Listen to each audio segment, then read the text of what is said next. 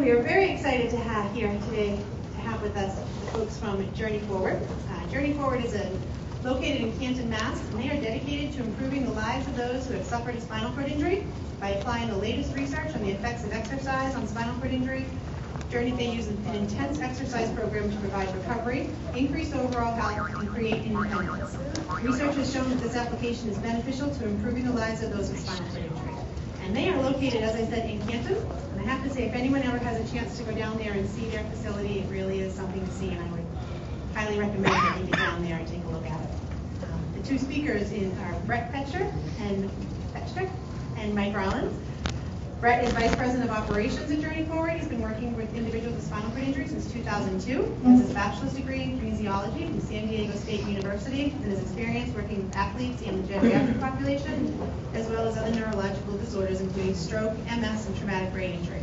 His work at Journey Forward is currently focused on client and staff training, as well as expanding Journey Forward to as many clients as possible. And his mic is turned on. Our second speaker this evening is Mike Rollins. He's a trainer at Journey Forward, and he graduated from Ball State University in 2003 with a degree in exercise science and received his MBA from Providence College in 2006. He's been working with individuals with spinal cord injury for 2 years. He has extensive experience working as a strength and conditioning coach with athletes from the NCAA, the NBA, Major League Baseball, the NFL, NHL, and the WNBA, as well as the Olympians. His younger sister was also born with spina bifida, so he has major motivation to be working in this field. So I'd like to welcome Brett. Come on up and start.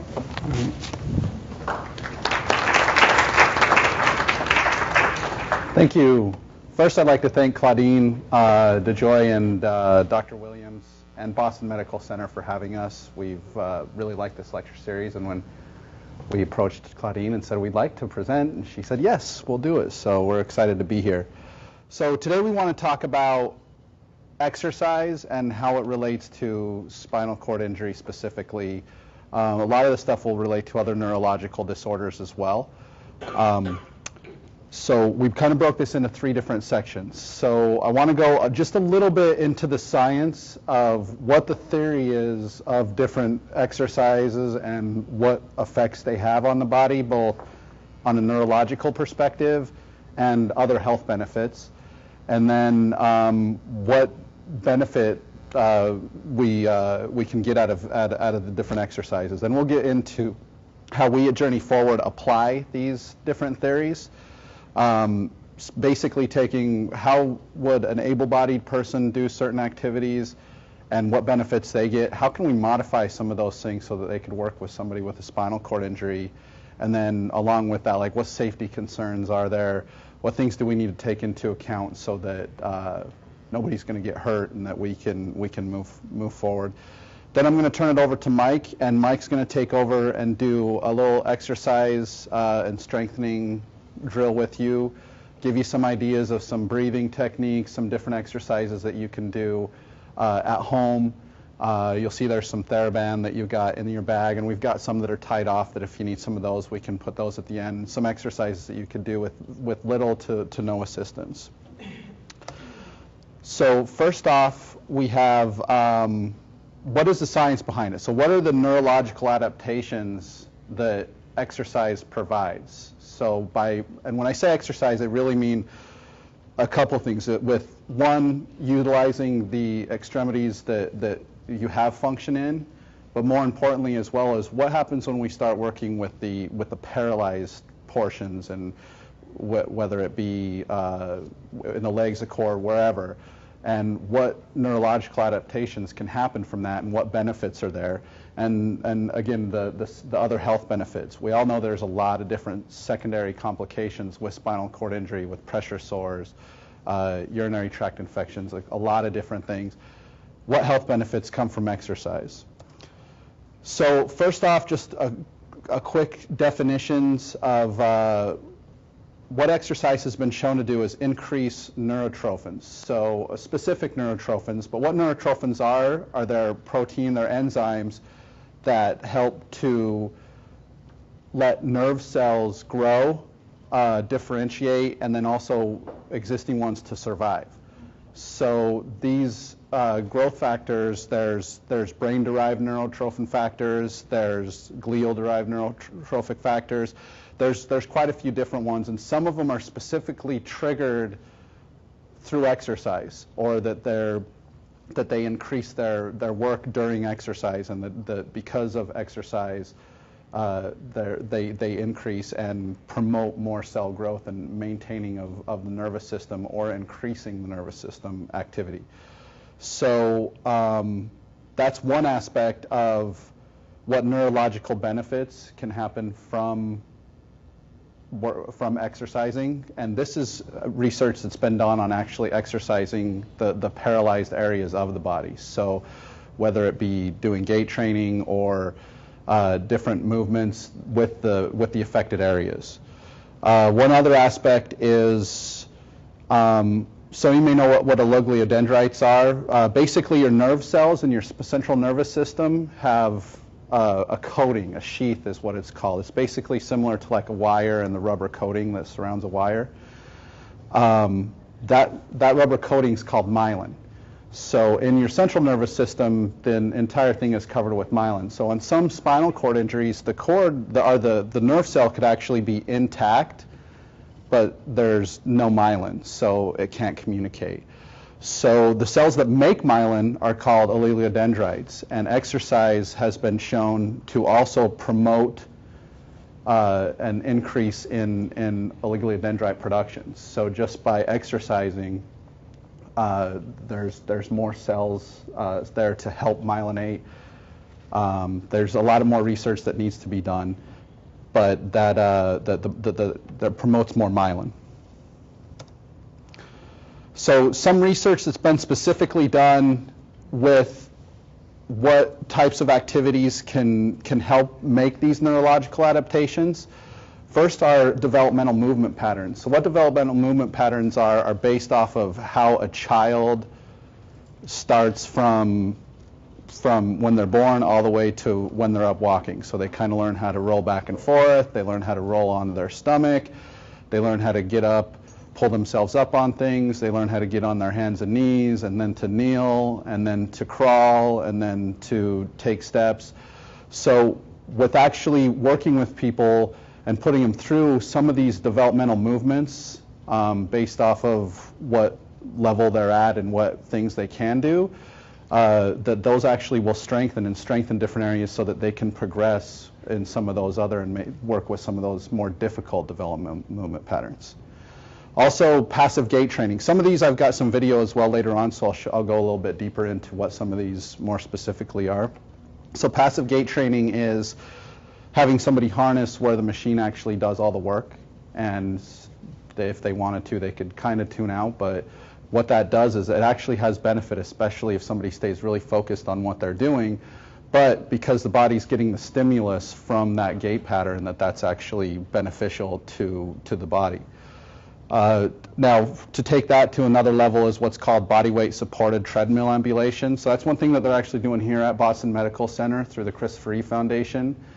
There's a group that they created called Neuro Recovery Network that is doing body weight supported treadmill ambulations. So this is a little bit more specific. Somebody's harnessed, they've in something where they could actually adjust how much body weight the person is bearing compared to how much the machine is carrying.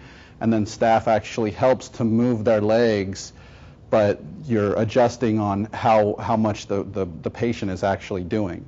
And with that, what they found is if you could go at a faster rate, you're actually putting more stress on the nervous system. And when you put more stress on the nervous system, it's much more likely to adapt. So the greater the stress is better. Now, that's what we're figuring out. And a lot of the things are how do we apply it, and body weight supported treadmill ambulation is a perfect example of a way that it's being applied. Another thing that we've done that we've seen is spin bike. So actually getting somebody who is paralyzed onto a spin bike that has a flywheel, getting them to pedal the wheel, and they can initially do it but just by rocking their hips back and forth, and that's enough to perpetuate the wheel. That alone they get neurological adaptations from that, where their body will start to, and then as they grow and are able to do more and more, they don't need to move their hips as much, and their legs start to do more of the work.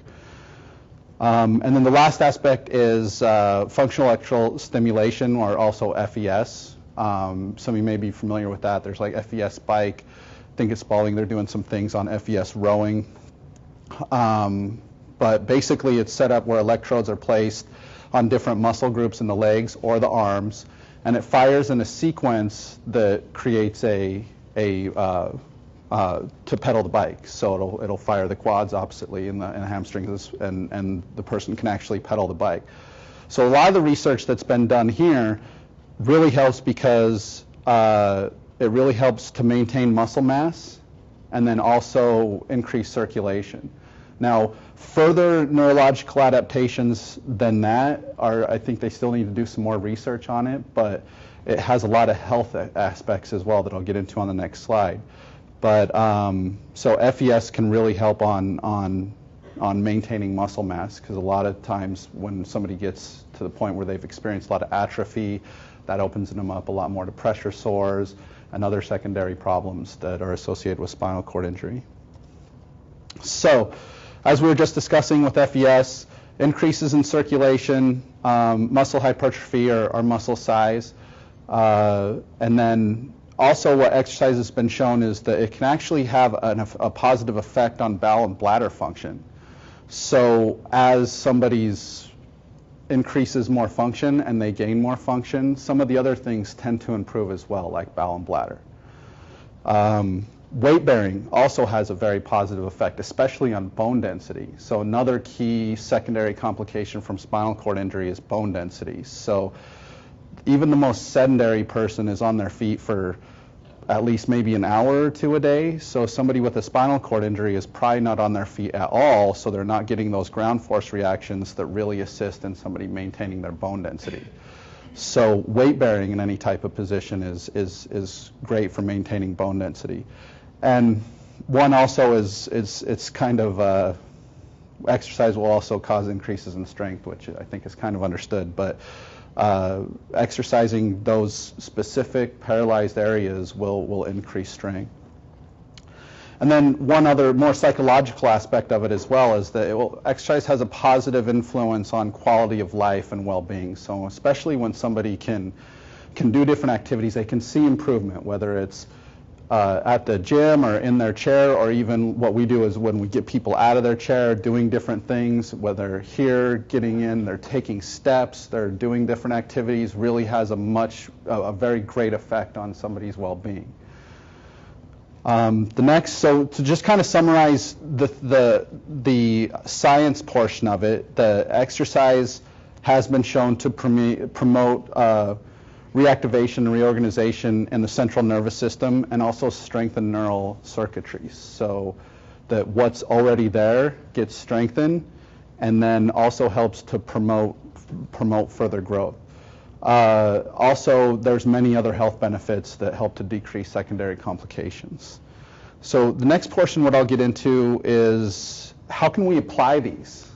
So we know that even for anybody, exercise should be a part of anybody's life. So somebody that's now not experiencing the normal activities of again, just what the most sedentary person of walking around on maybe for less than an hour a day, having those ground force reactions and activities on them. With somebody with a spinal cord injury, it's even more important that they're doing something to help maintain the most basic health aspects. So how can we do that? And then also, how can we really not try to limit what we're doing, and really think and say, how can we apply what we would do with able-bodied people and do those things with people with spinal cord injuries? And then that brings up the next question, which is, what safety concerns and what things do we need to adjust based off of how do we make it safe? So the first aspect, and the thing that's probably the most subjective and the hardest thing to measure, is what we call dynamic neural stimulation and positional movement. So to kind of the untrained eye, this would be something that looks like just normal table range of motion. But what we're really trying to get is the client to focus on what movement we're doing, whether we're having them try to push out, whether we're having them resist whatever we're doing to them, whether we're hafting, and where the positional movement comes in is you may get in a certain range where you can either trigger a spasm or trigger tone, or even trigger function, where just in that certain range there's function, but you get outside of that range and then they're not able to do it any longer. So what we'll work on is trying to build up that strength as much as we possibly can in that certain range, and then try to expand on that as we move on. And as you can probably understand, it takes a lot of repetitions. It takes a lot of time to try to get somebody to be able to expand those movements out.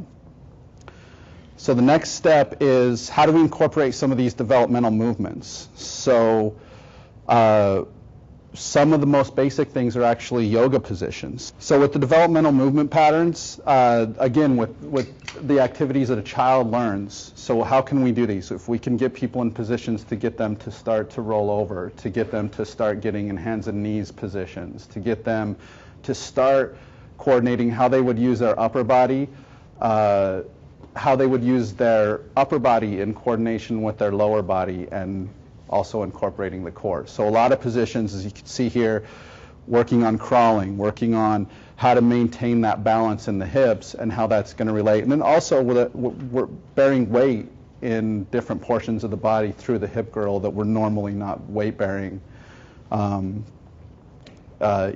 somebody's in a chair. The other aspect is load bearing. So some of the more simple aspects of load bearing are the picture on the right that's just that's somebody in a standing frame. Just getting to put that load on the body also increases different neurological responses. So if we could get the body into a load bearing position, and the body's going to adapt to that. So how can we do that in more specific ways than just trying to get upright and stand? Well, one is the picture on the left here is actually a total gym. You've probably seen it on TV. Chuck Norris promotes it. But the trainer actually sits on one end, the client's on the sled, and initially just with the trainer is doing the work, pushing the person up and down on the sled, trying to get the client to focus on the activity. Now from here what we do is we just, again, it's repetition over repetition, getting those ground force reactions, getting the client to be able to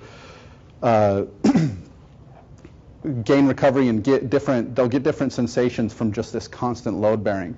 In this position we could always also do a bunch of different activities. We could sit up, we could work on balance, we could work on rotation, we could work on leg presses in a sitting position, we could do all kinds of different activities while being in a partially load-bearing position the entire time. So load bearing is key. So a lot of the aspect of maintaining health, trying to create different neurological actions is also key to get a lot of load bearing in. So the two forms of load bearing that we got in that we utilize the best are the standing frame and the total gym. So here's an example of it. So here you could see the trainer is on one end. He's going to help the client go up and down on the sled. And initially for somebody that's got some tone, and tone is something that we're actually going to utilize to our advantage. So if we could utilize where some people, when you get them into a load-bearing position, they'll immediately get into extension. So if we could do that, we're going to try to utilize that to our advantage. We're going to try to manipulate the quads with our hands through different positions to initiate a response. Then, like I was saying, we could get somebody to sit up, work on different balance aspects, the rotation. We could do everything from ball tosses.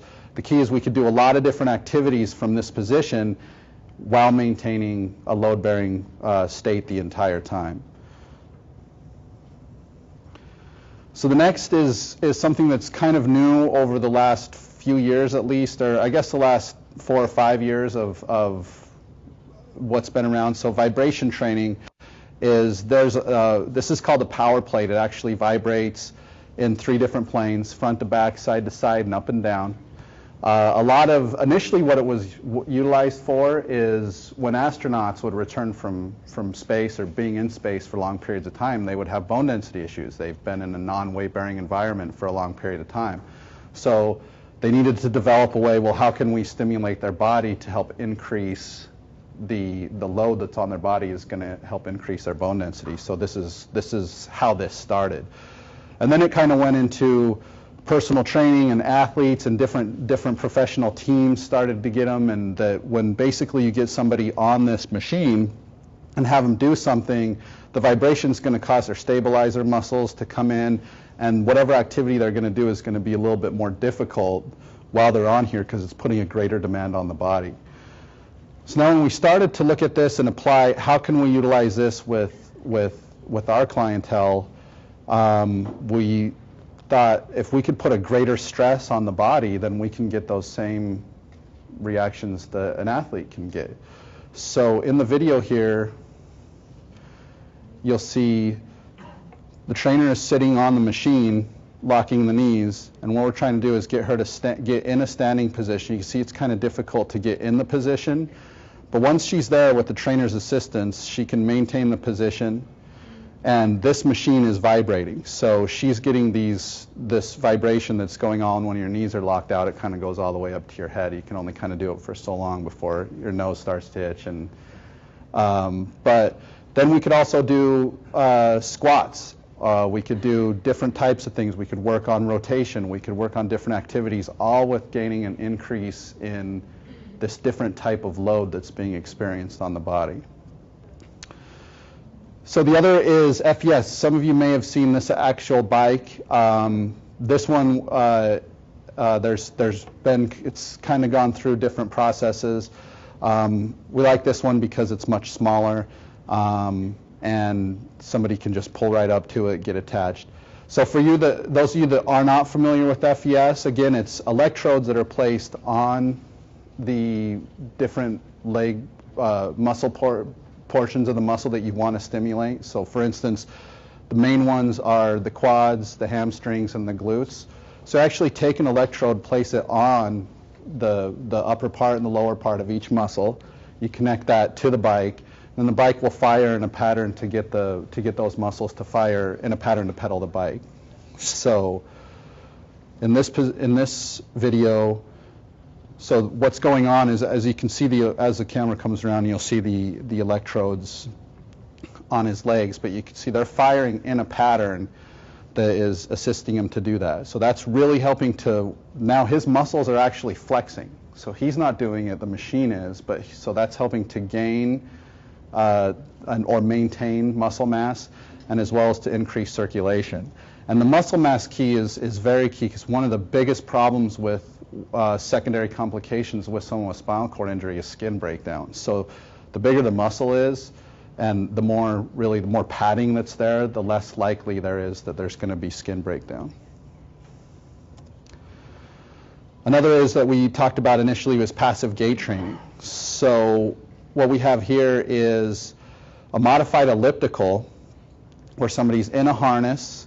This harness isn't really even it's not adjusting their body weight or how much they're putting on the system. It's actually just harnessing them there. The machine's doing all the work. So they're just mimicking a gait pattern and getting the client to focus on what they're doing while they're going through this range of motion, so that we can mimic those ranges of motion in coordination with doing a lot of the other things. So what neurological adaptations we can get from mimicking a gait pattern.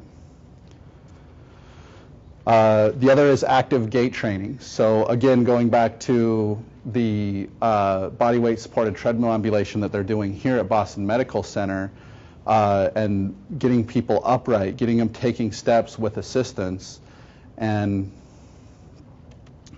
getting people where they're at the point where they could assist, where they could ambulate on their own with little to no assistance or assistive devices. So everybody's going to be a little bit different. Her injury happens to be very low, so we're actually with her trying to focus really on the lower portions of the body, meaning the calves, the ankles, and activity there. So, but once you could get somebody upright and you could see where their different flaws are when they're gait training, when they're locomotoring, and then that's where some of these other activities with load bearing, with doing different positional movements, with developmental movement patterns, to associate those to focus on what's going to help to increase when somebody's upright.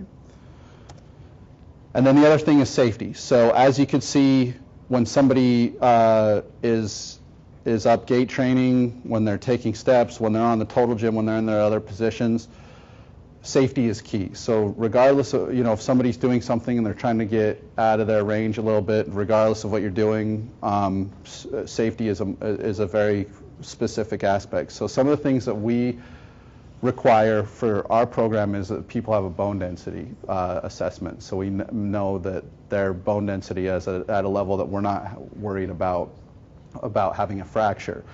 Or if there's somebody that has osteopenia or even osteoporosis, that we're aware of that. So we could kind of, again, it's kind of a catch-22 because bearing load's going to be the thing that affects that the greatest in a positive portion, but also if you do something too quickly, you can also have a fracture from doing something too much. So safety is always a chief concern. Now, with that, what are the challenges of putting together something like this and having this available? So this is kind of from our experience. The main challenge from the client's perspective is the cost. It's not cheap to have the qualified staff, the center, the equipment, and everything that's needed to operate a center for that. So our cost for our program is $100 an hour. We're not currently covered by insurance. That's something that we're working on doing, but it's taking some time. So the aspect that we're working on is trying to raise funds. We're a nonprofit organization, so we're raising funds on our own to help supplement the costs so that it's not a cost issue for people attending the program. The other is availability. There are other centers that do something similar to us that are located around the country, but from the ones that I'm aware of, there's maybe a dozen, maybe a few more than that, so there's not a lot. So availability of programs to people around the country is a little bit limited as well. And transportation, which is an issue as well, is getting from home to the center. So really where I think this type of activity really fits in is once somebody's gone through their acute care and then they've gone through their outpatient care, then what's the next step? And that they need to keep going and there's something to do, and that's where we are. And how do they get to us? So that's another challenge. The other is that there needs to be further research. What are the most effective ways that we can apply to somebody with an injury that is going to affect their neurological adjustments, their health adjustments the greatest, and how we can continue to do that. I'm sure what we're thinking is just the latest and greatest right now. 10 years from now will just kind of be basic. So in summary, exercise shows a benefit in different neurotrophin oligodendrocyte expression. There's also a lot of health benefits that will minimize other secondary complications that come along with spinal cord injury. And some of these activities that are included are positional movements, developmental movement patterns, load bearing, gait training, FES are all keys to a good program. And then again, what we just went over is some of the challenges that come along with that. So what we've done is I'm going to actually turn it over to Mike. He's going to do an exercise portion for us as well. The thing I really want to get home to everybody tonight is that doing something is key. That you need to be doing something. That somebody that's suffered a spinal cord injury, the exercise portion of their life becomes even more important. Or even other neurological disorders with MS and stroke, that activity becomes so much more important.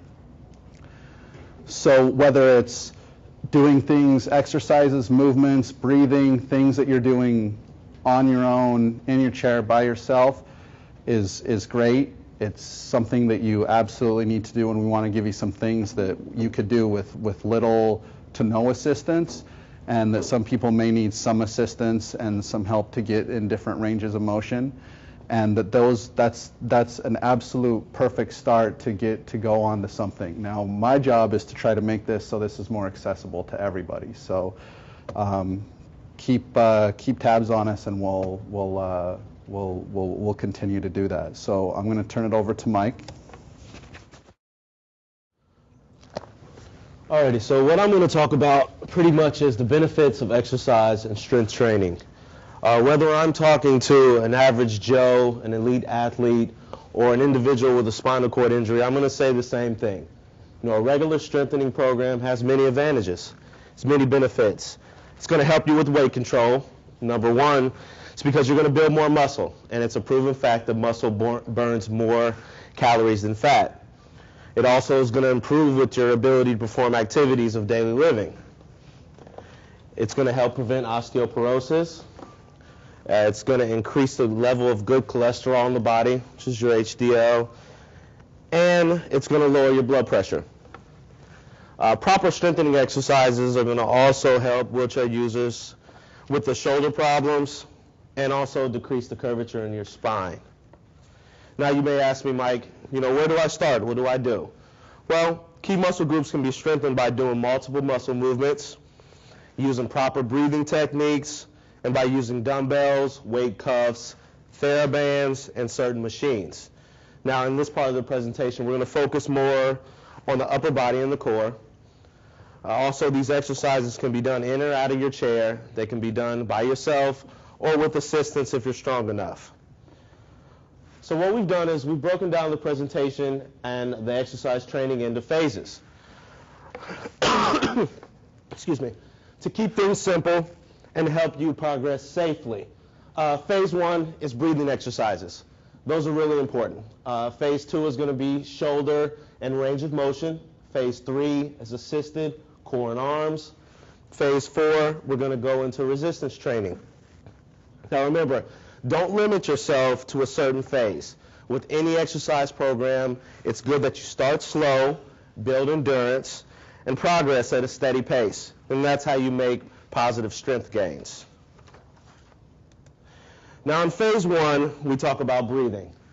Now breathing is important. We breathe subconsciously every day. We take millions of breaths all day. But how often do we practice our breathing? It's very important, especially for people with SCI. Now it's going to offer great health benefits to individuals with higher and also as well as lower injuries. You can start by doing a set of 4 breathing exercises. You can do them twice in the morning and twice at night. But what I'm going to do is I'm going to go through these breathing exercises for you, and we're going to actually do them together, all right? Break up the monotony of just talking, okay? So the first breathing exercise I have is just very simple. We're going to all do this. And actually, in your packet, in your blue packet, there's going to be a sheet in there that's going to have sample exercises. This will be the fun part of the presentation. We're going to go and we're going to look at some of those exercises. We're going to go through the breathing exercises. We're going to go through some of the techniques and kind of follow through so you have this manual at home and you can use that. So at the top of the page, you can see your breathing exercises. The very first one is the most simplest of the breathing exercises, okay? And we're going to try this together. You're going to take a deep breath. You're going to breathe in. You're going to hold it for 5 seconds, and then you're going to expel the air out. Very simple. Seems very, very simple. How was that, Justin? All right, nice. Secondly, we're going to take a deep breath, and you're going to breathe in as fast as you can, hold your air, and then you're going to expel that air as fast as you can.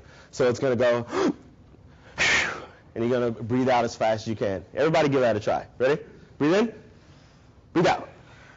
Nice, nice. Sounded good. Third, you take a deep breath in and hold it. Take another deep breath in and hold it. Take a third deep breath in and hold it. And then expel the air as slow as you can.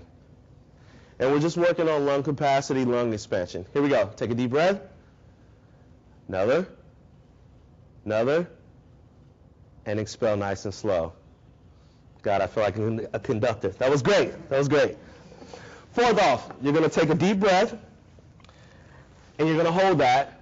And then as you expel the air, you're going to count as fast and as loud as you can. So you definitely want to build up a big breath here. You're going to take it in, and you're going to let it out. 1, 2, 3, 4, 5, 6, 7, 8, 9, 10, 11, 12, 13, 14, 15, however high you can count, okay? As fast as you can go. All right, ready? Breathe in, and out you go.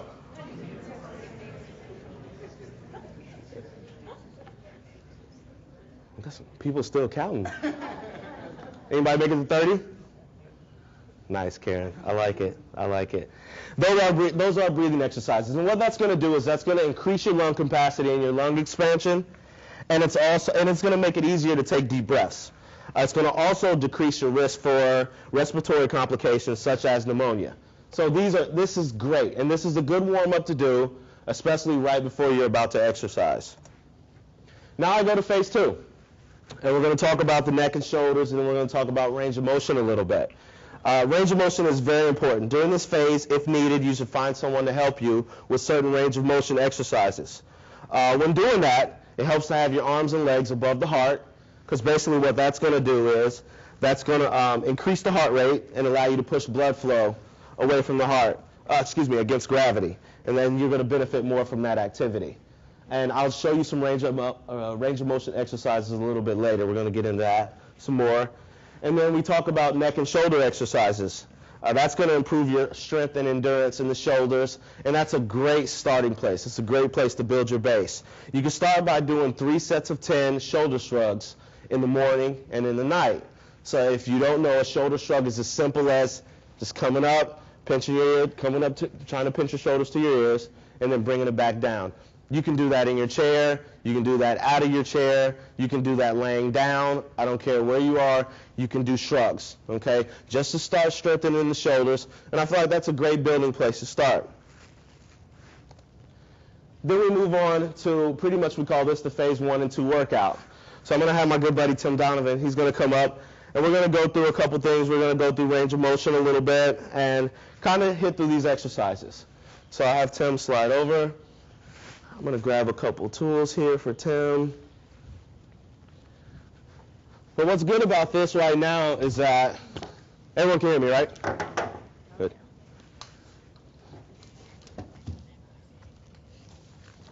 Here we go. Tim's been at work all day, so Tim's going to be pretty tight, like any individual. When you sit at a desk all day,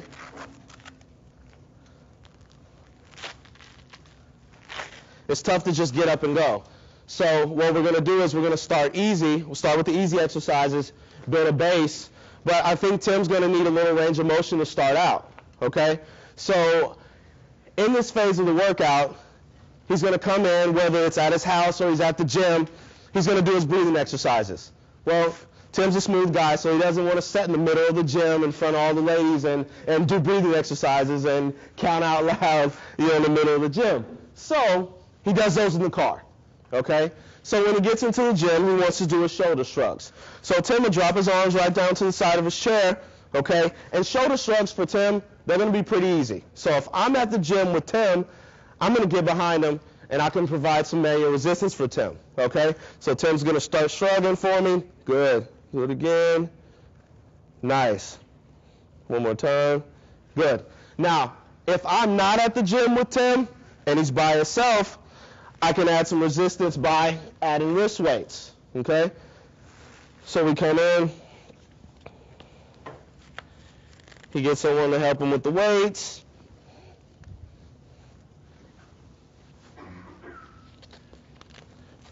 Good. He drops his arms down to the side. Here's my resistance now, because a regular shoulder shrug is going to be pretty easy for Tim, and he still goes on and he does his shoulder shrugs. All right, and we'll actually leave those weights on him for the rest of the exercises. So he looks at his workout sheet. What do we have next? We have lateral raises, okay? So Tim drops his arms down to the side of his chair again, okay? And he begins, we think about, okay, what's our main focus when we're working out? Well, for Tim right now, it's going to be range of motion, because he's been at work all day. He's pretty tight.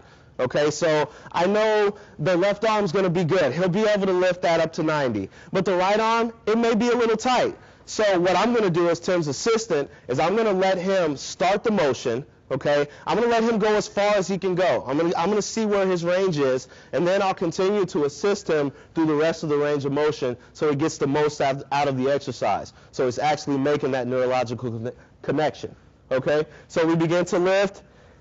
And he goes, and I'm going to help him right through that range. And a spasm may come here and there, but we continue to go through the range. Lift up. Good. And we go again. Nice. And he's getting good work in the shoulders. Nice, and those are our lateral raises, okay? For that exercise, we probably would have taken the wrist weights off for Tim, but for time management here, we're going to leave them on. So, and those are our lateral raises. Tim did a good job with doing those, but I want to make sure that I'm getting the full range of motion so that Tim gets the most out of the exercise. So, fourth on our list, we have bicep curls. Again, he can sit right in his chair, or he can get out of his chair to do his bicep curls, okay? If you have one hand that's not so good, maybe you want to grab a weight. You know, maybe you grab something that's going to help, some resistance to get the most out of the exercise. Okay, so Tim's by himself. Again, he has the wrist weights on. Tim, give me a bicep curl. It's nice and easy. It's way too easy for Tim. Okay, so me being there for Tim, I'm just going to put a little pressure here, and I'm going to resist this bicep curl. So he's getting the most out of the exercise. Okay. It's always good to have someone here with you, assisting you. There's always someone around. Just say, hey, give me a little resistance while I do my exercise. Works out really well. Good. I take the wrist weights off. Full range. Excuse me? Full range of motion. For on the bicep curl? Yeah. All the way down. Oh, definitely. For time's sake, we didn't get there, but boom, there it is. He has that. And we do it. You're on top of it. I like that. Good deal. Next exercise. See, Tim, you're supposed to get on me, man. You full range of motion. Next, we have boxing. Now, we love to do this at Journey Forward, especially if we're on a table and we're doing balance work, we're on the total gym, or whether they're in the chair. Boxing is pretty cool because it works your core, you know, especially if you're balancing. And you're also incorporating all kinds of different muscles while you're boxing. So what I usually do is I'll get down in front, and Tim's going to reach out. He's going to give me a punch. Now the right arm's going to be pretty stiff, so I'm going to help him get through that range. Boom, boom, boom. Now he's pretty tight, so we may not get full range right now, but as he begins to loosen up, and the more and more he comes to Journey Forward, the more and more he continues to work out, next thing you know, Tim's giving me that full range of motion. We're moving all over the place. He's throwing jabs, he's throwing hooks, he's throwing uppercuts. We're doing it up, you know, so that's a real good exercise to do. Last but not least, for this set of exercises, we have external and internal rotation. Okay, so what he's going to do is he's going to keep his elbow close to his body. Okay, we'll start with external.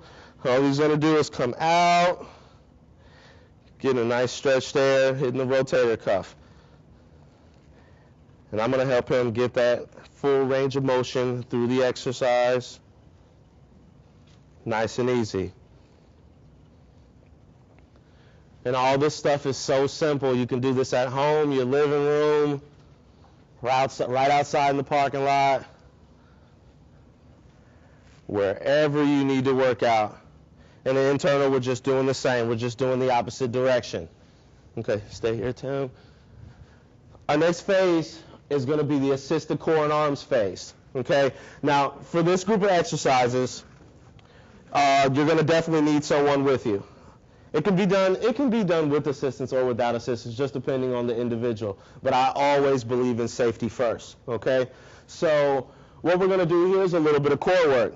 Now, Tim doesn't really need me to do core work, but it's always good to just have a spot there. Okay, so while he's in his chair, or again, he could be on a table, or he can be on a total gym, I'm just going to have him rock back and forth, getting some good extension, good extend back, good. Just working on getting extension here, and then working on his back stabilizer muscles. Just doing basic back extensions. When I first met Tim, if Tim leaned over like this, he got stuck. But now he's gotten stronger and he's able to really move. And this is going to help him out with basic activities of daily living. Tim drops his remote on the floor, boom, he picks it up. This is as simple as that. We can also go side to side. So he can drop his arms to the side of his chair. Good. And just basically go over, squeeze his obliques. Good. And I'm just here, just spotting, just to make sure everything goes well. Excellent, Tim. Excellent. We also have rows. So for Tim here, we usually put on gloves. There you go, buddy. We get his hands hooked up in here. No.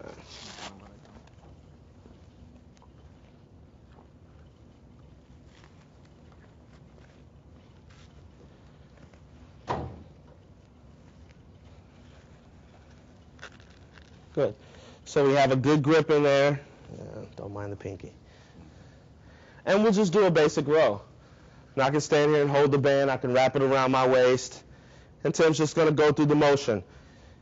He's basically pulling back. And what I want him to focus on is squeezing the scapular muscles back. So he's going to row, give me a good scapular retraction, strengthening those back muscles. Looking good, Tim. Nice, nice.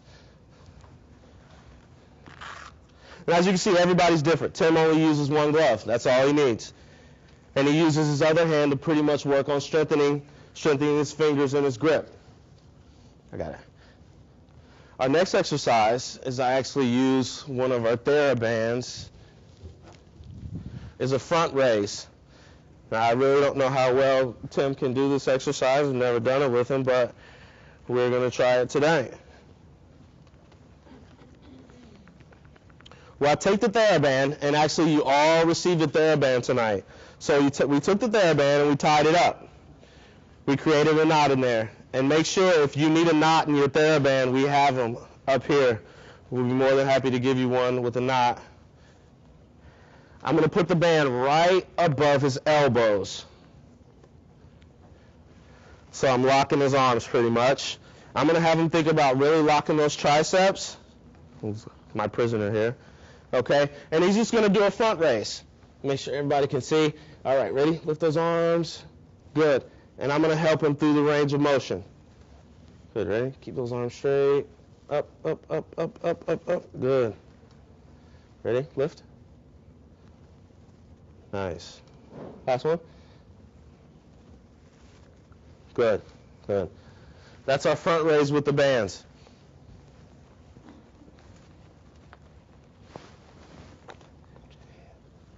Is it? All right. And then our last exercise is a tricep extension with assistance. So what I'm going to do is I'm going to really, really try to get his arm, and Tim is pretty tight tonight. So I'm going to get his arm up as high as I can. This is as far as we're going to go tonight, okay?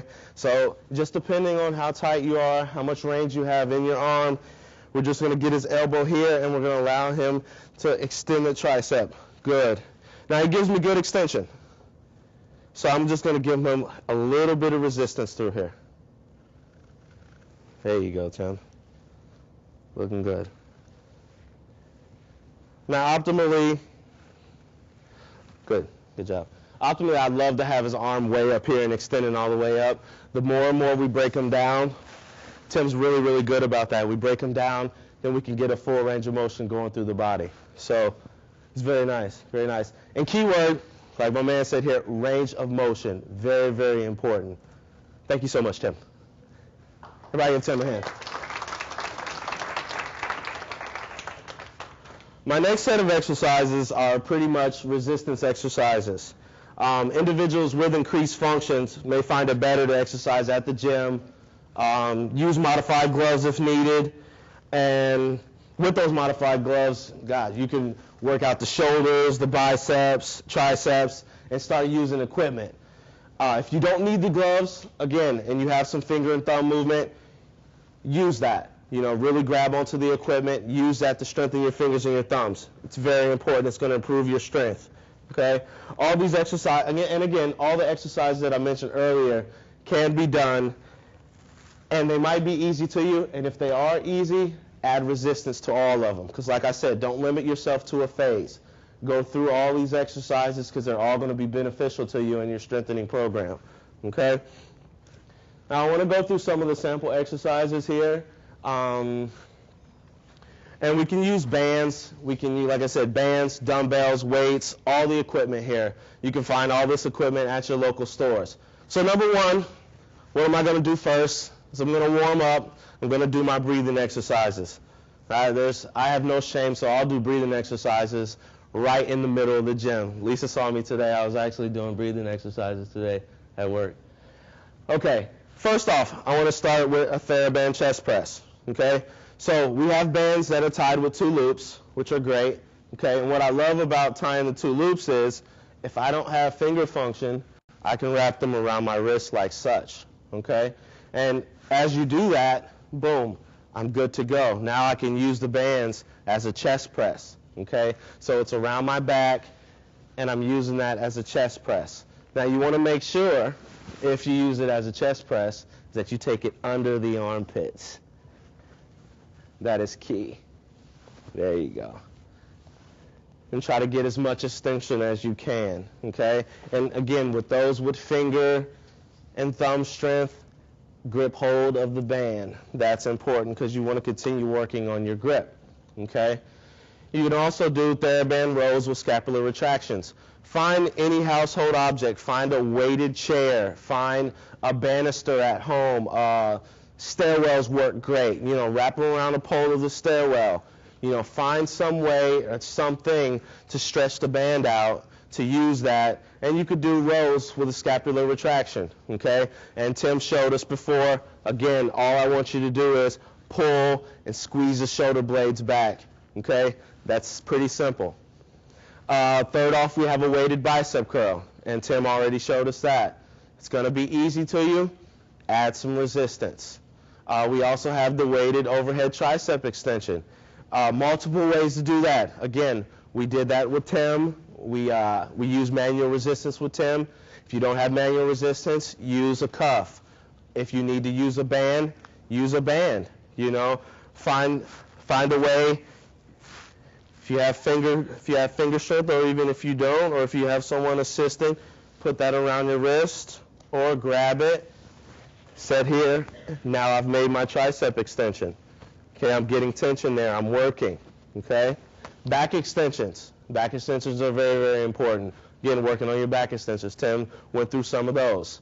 We have the weighted oblique crunch. Went through that with Tim as well. Side to side, weighted down. It's a very good exercise. And you're working on your stability. We also have rotations. Okay, you can do those in your chair easily. Okay, arms out, and all we're doing is turning. Okay, working on the stabilizer and core muscles. And again, our key word is range of motion. Range of motion. Next exercise, weighted shoulder abduction. Okay, so what we're going to do with that is we're going to take the band, and all we're doing is just opening up. Okay, grabbing one end, making as much tension as possible. Okay, and doing such. Now, I need assistance if I'm going to do adduction, so I'll have my friend help me here. And I am going to take the band and bring it back across the front of the body. Okay? So if you have an assistant there, someone can help you, that's your adduction. Okay? I'm adding my arm to my body. So that's adduction. The other way is abduction. Okay? You can also do weighted flies, and that's just pretty much opening up the body. I can do these just setting, okay? I'm just coming here, and I'm just opening up the band, okay? Without finger strength, I just put it on my wrist, and I'm opening it up, going through as much range of motion as possible, okay? And then last but not least, a lot of the boxing stuff. I love incorporating boxing, okay? Karen will tell you, Tim will tell you, anytime you're on the TG or balancing, I want to stimulate your core as much as I can. And boxing does that. It gets you moving around, it gets you testing your limitations, it gets you moving your arms as well as really trying to work your core. So you can go through, and if you don't know boxing terminology, I'll kind of help you out with it. Jabs are straightforward, okay? Hooks are coming across the body, and uppercuts are your knockout blow, okay? And then for endurance boxing, you pretty much want to go as fast as you can as quick as you can for about maybe 20 to 30 seconds, okay? So, have your assistant there with their hands up, kind of moving around, and pretty much you're alternating with the jabs for 20 to 30 seconds, and then you switch and you do hooks for 20 to 30 seconds, and last but not least, you go for uppercuts, 20 to 30 seconds, just really moving around, really working on opening up and challenging your stability. And last, to kind of wrap it up, just a thought. I've been big into quotes lately. Strength does not come from physical capacity. It comes from indomitable will. And I think that says a lot for what we do. And not really big on Gandhi, but I think that kind of hit the spot. Thank you so much. Questions? Yes? I was just curious how often to get some benefit, more to do with the locomotive training or weight bearing and that types of things, because we're looking into a fest fight. How often to get some benefit? Do you have to do every day or 3 times a week? That's. I would say at the minimum that somebody's doing something at least 3 times a week, every other day. With a lot of things, especially with something like load bearing, with somebody standing, the more the better if they can do it for an hour, 2 hours a day. If there's something that they're only able to do, like if they're FBS biking and standing, if maybe they could do stand every day for an hour to 2 hours and then FBS every other day, would be a program I think that would be good. As they build up endurance, then maybe you could incorporate it every day. So a lot of it kind of, rather than what's the most beneficial, kind of turns into what works with the schedule, what works with a lot of other things. So how do you make it work on that aspect? So kind of whatever creates the most consistency. So if you say we're going to do it every day, and then you kind of fall off a day and another day, and then it kind of falls off. Well, let's start small and do like every other day to something we can stick with.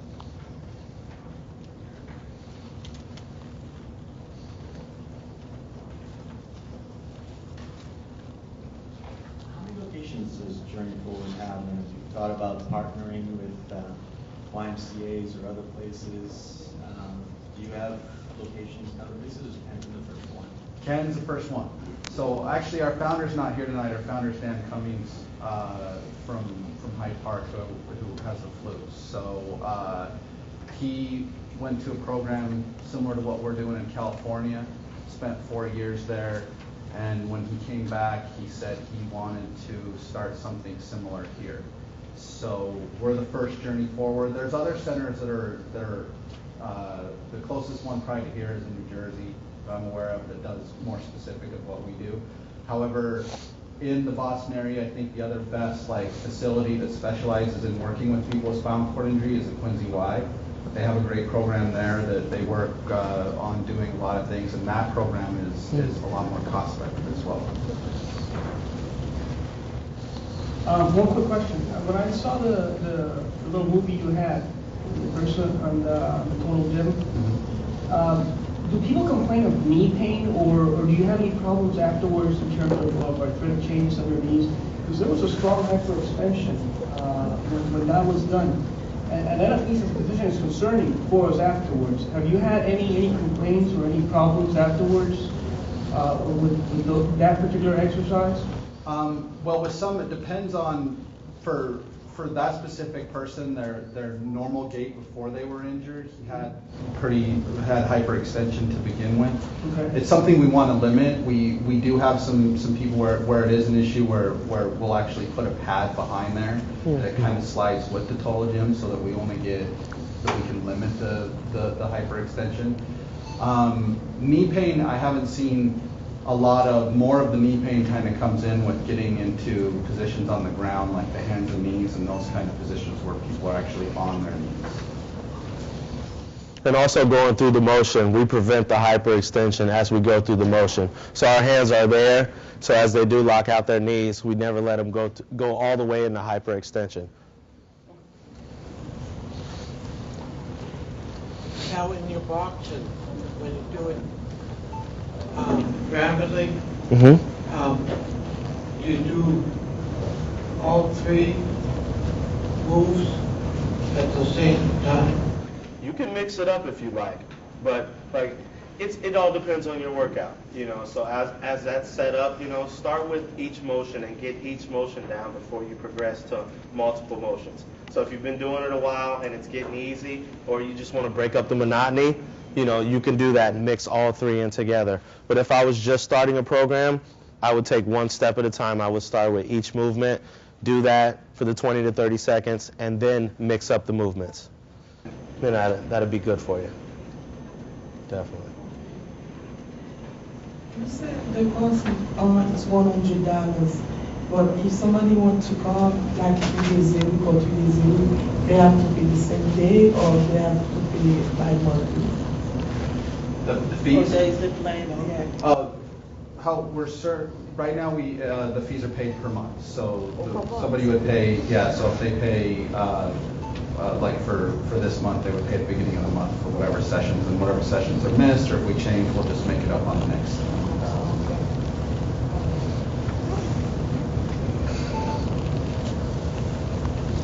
Any other questions? All right, thank you, Mike and Brett. Thank you so much. This is great. And oh, sorry. Go ahead. Yeah, an applause.